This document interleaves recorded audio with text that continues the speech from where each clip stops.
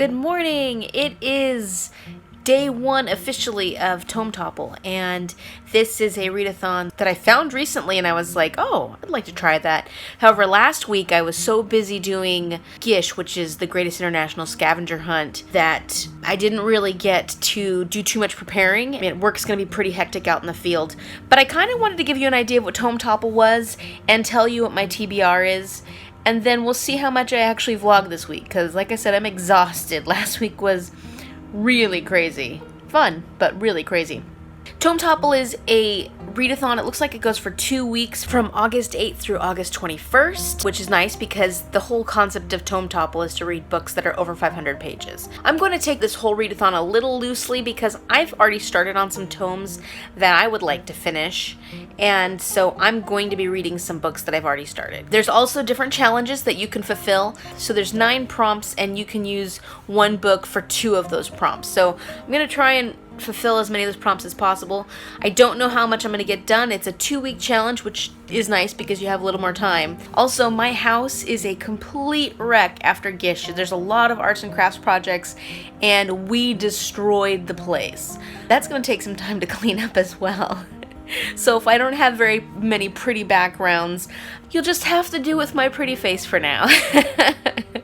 So let me get started on my TBR. The first book, which I already started before this challenge and I'm about halfway through, is called Lorna, Doone. It's a Victorian era romance. However, it's like a historical romance because it was written in the Victorian era, but it was written about the 1600s, I think. It was set during the time of the Monmouth Rebellion, and that was a period of time when people in the west of England attempted to overthrow King James II. So it's set in that era. It's about this yeoman named John Ridd, and he falls in love with the daughter of their mortal enemies, the Doone clan. The Doone clan are these people who came from wealth and distinction, and due to different political reasons, they ended up losing all their fortune and they turned to highway robbery. So they basically are living in this area that they're constantly causing a whole bunch of trouble and wreaking havoc, and they kill his father, and then he later on falls in love with Lorna Doone, one of the girls from the Doone clan. I'm about page 265 of 560 pages,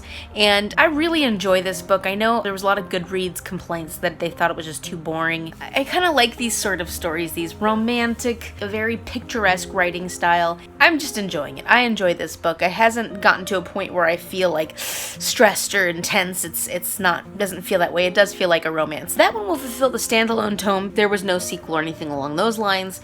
And then also the tome you started during another round of Tome Topple, and since this is my first Tome Topple, I don't really have that book, but this is a book that I started previous to this and have worked quite a bit towards reading. Now you'll see that this book doesn't look very big.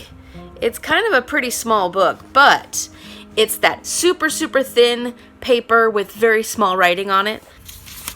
So it's that really thin paper and small writing.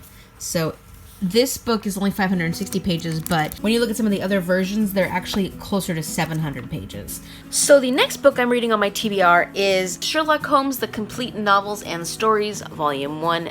This is a hefty book. I've gotten about a quarter of the way through. The nice thing about this one is that there's separate stories within it, and so I've been able to read a story, read other books that I'm intending to read a story, read other books. As most people know, this is about mystery. Sherlock Holmes and Dr. Watson, they work together to solve crimes. It's pretty Scooby-Doo in the sense that, well, there's a beautiful woodpecker right outside my window. And a squirrel. Looks like lots of nature's happening outside. They're living languidly. All of a sudden, an adventure comes along. Watson believes that there's no possible way they could ever figure it out, and then is shocked and surprised as Sherlock Holmes always knows all the details and all the answers. It gets very close in the end. They think they're going to lose. Somebody's going to get shot or somebody's going to get hurt. Lo and behold, it all works out in the end. Then they regale about how amazing Sherlock Holmes is in the end.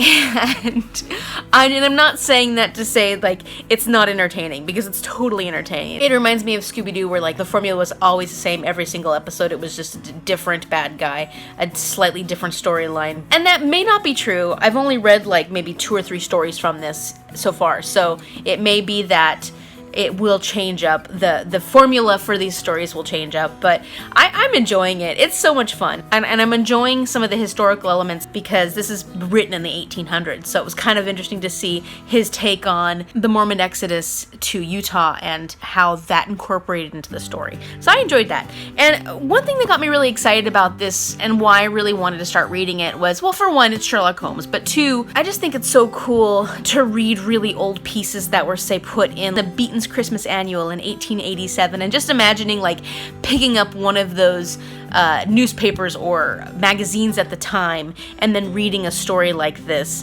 that these authors would have put in for, just to get something published. That was the beginning of his popularity, and then seeing that, of course, a compilation of his work after that. I really love that element of history. I think it's really cool. This book is 924 pages, and I'm at page 209, so I don't know how much I can get accomplished at this one in the next 2 weeks, but I can try, and I can at least get a couple more of the stories read. If I could finish this, it fulfills the prompt of the tome on your TBR with the most pages.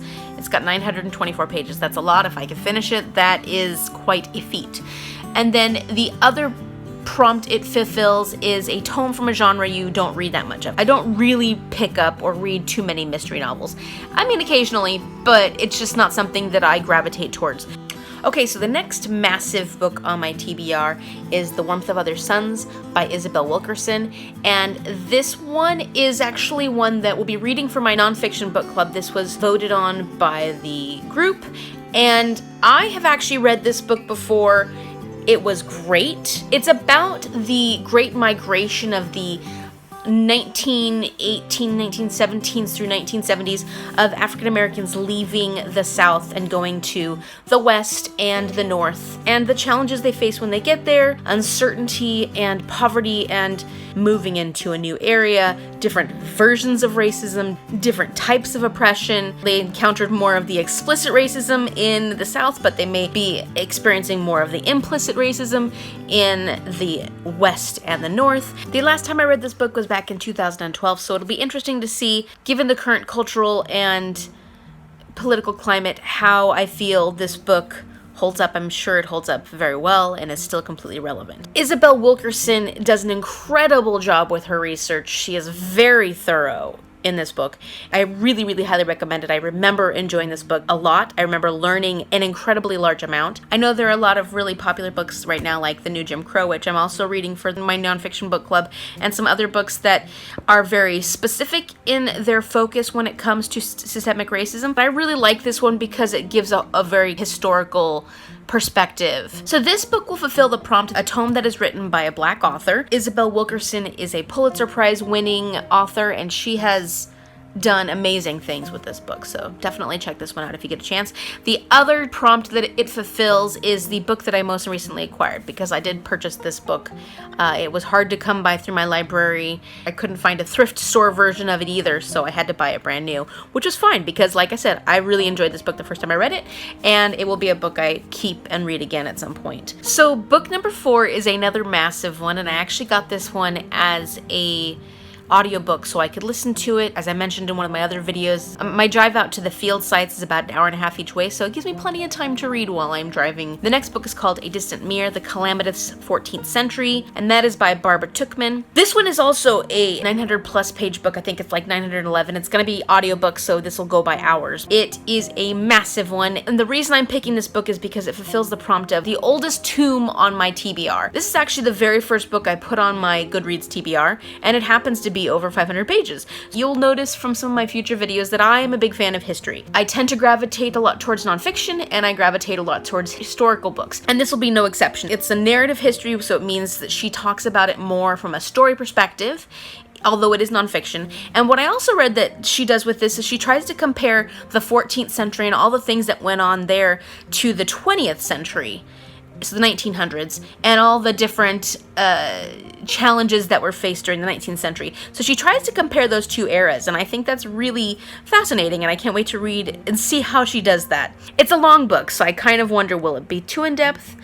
Sometimes that's not the case when it comes to history. You need as much details as you can so you can really visualize that time period, but it also can get pretty droll. I've read some historical nonfiction or some historical novels where the fight scenes just go on for so long and you're kind of like, All right, let's move this along. Let's get some actual storyline. And the second prompt that A Distant Mirror will cover is a tome that is an audiobook. And actually, my 5th book on my TBR list is also an audiobook. I'm going to also try and get in Children of Blood and Bone by Tome Topple. And this is actually one I started just recently. I haven't got very far into it because then other books came up that I had to get done for Reading Rush or for my nonfiction book club. It is a fantasy novel inspired by West African culture. The main characters in it are being oppressed, and this is their time to rise and revolt. They've had to hide a lot of their power and their strength and their fighting abilities. As far as I can tell, I haven't gotten very far in it yet.